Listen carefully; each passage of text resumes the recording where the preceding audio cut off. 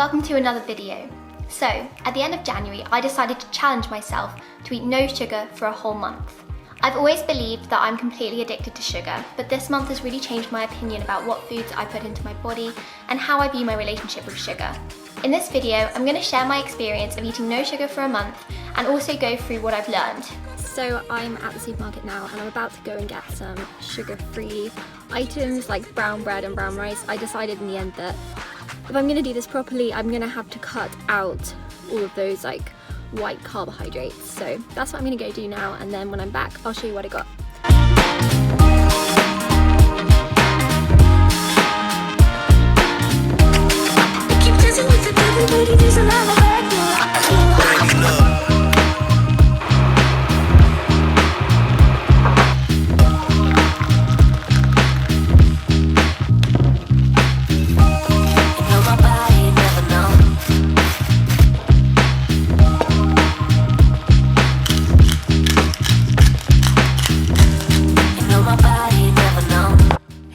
So it's day 7 of no sugar and I am just having my breakfast. I've got some avocado on toast, so I'm going to enjoy this and then I'm going to give you an update on how everything is going. So I've officially been doing no sugar for over a week now, and I thought I'd give you a bit of an update on how it's all going. And I have not had any processed sugar at all since I last spoke to you.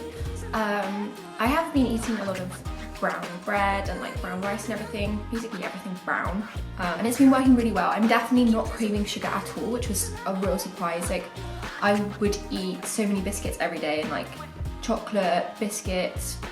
I'd always be making cakes and stuff like that, and I'd always be craving sugar, but I feel like because I've been cutting out the simple carbs, it's just completely like changed the way my body like thinks about sugar.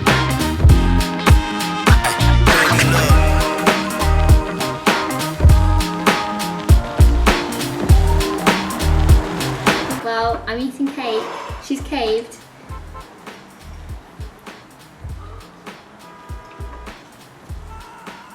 Oh my god. So the first question is, how was it? Well, the main thing I've learned is that it's really easy to give up sugar.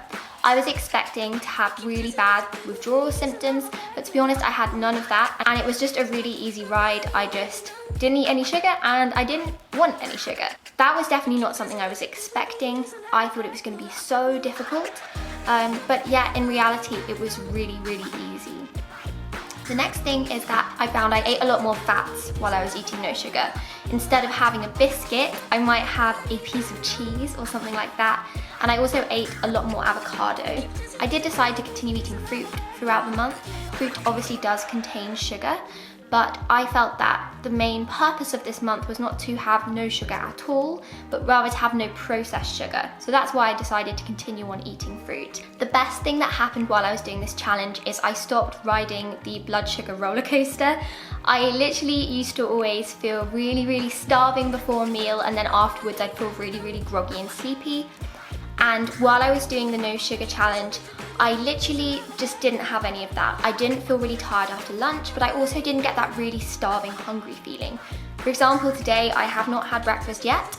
It's nearly midday and I feel hungry, but nothing compared to what I would have felt before I did this challenge. The main thing that I struggled with throughout the month was FOMO. When I would see my boyfriend eating some really nice food that I couldn't have, I would really struggle with the fact that I couldn't have it. So that kind of leads me on to where I first started kind of failing on this challenge, and that is when I baked my boyfriend a cake for his 25th birthday. And I was planning not to eat any of the cake, but you know, I just couldn't resist. So I ended up having cake 2.5 weeks into this challenge, and that turned into me having a day off. So I also ended up having a curry. So I've got to be honest, like, I did not do this challenge perfectly, and that day definitely was not no sugar.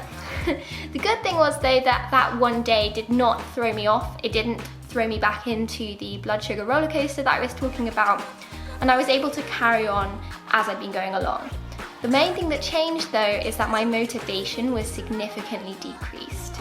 The main thing that I realized throughout this month is that eating no sugar is much less about the sugar itself and more about my own personal motivation and ability to stay motivated. At the start of this month, I was so excited and so motivated that even if I'd had really bad withdrawals, I think I still would have been able to keep going. But then towards the end of the month, it's just felt like it's dragged on and I'm just like desperate to be able to eat sugar again. I have no excuse to eat the amount of sugary foods that I was eating in the past, and it's entirely up to me what I put into my body. I am definitely going to be carrying on a lot of the behaviours that I've learned this month, such as swapping white bread for wholemeal bread and having brown rice whenever I can, but at the same time I'm not going to stress about it if I end up having some white rice or a piece of white bread. It's not the end of the world, and I think the main thing is that you focus on making the changes wherever it's easiest to make them. Overall, I would definitely recommend that you give this a go. I think it was a really positive experience. I definitely ate way more healthily this month than I have in any other month recently. That said, I have definitely not lost weight, and I've realised that my relationship with food is more than just my addiction to sugar. I also genuinely just love eating food, and if I can't eat one thing, I'll just find something else to eat. That's not a bad thing though. Obviously food is great, so that's all fine. And I've also realised that my biggest temptations are cake and curry, which I guess I already knew. Thank you all for watching this video. I hope it was useful and maybe I've inspired you to try eating no sugar for 30 days. I'll see you all in my next video. Bye! It's avocado. Put it.